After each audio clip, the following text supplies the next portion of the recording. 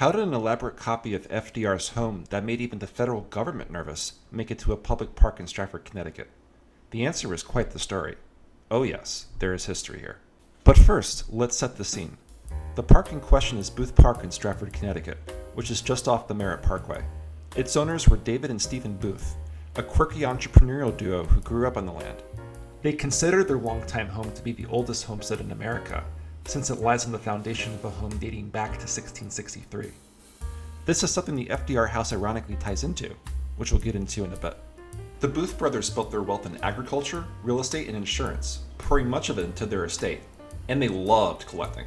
In fact, the town of Stratford inherited thousands of artifacts from the Boothes after they passed away in the 1940s. Among these was the FDR house, which is on display toward the front of the park. While the house portrays FDR's Hyde Park mansion, the house's origins are much more local. It was developed piece by piece in the 1930s by a team of local Connecticut artisans. This group traveled across the country to visit as many homes of the US presidents as they could. Their goal? To create as many exact replicas of the homes they saw, using materials unique to each home. The results of their work were pretty astounding. The homes the artisans built were paraded about in the traveling museum that winded its way through train stations across the United States. World War II and rising fuel prices, however, put this tour to an end, forcing many of these reconstructions into private warehouses. This house, allegedly, had far more security, in the Pentagon of all places. Why?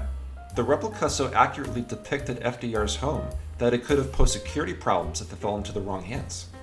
The FDR house is only one of 4 of these recreations to still exist, and efforts are underway to restore them all. Ironically, the Boothe brothers had written to FDR, asking him to certify their claim that they lived on the oldest homestead in America. The president never responded, and the brothers threatened to vote Republican. But hey, at least they knew where to find him if they showed up at his doorstep. So when you venture out to Boothe Park, be sure to look out for this detailed home, which is just steps away from a church built without nails, a trolley depot building, and Connecticut's last standing highway toll booth. This is just one of the many examples of how, sometimes, history can be right underneath our noses.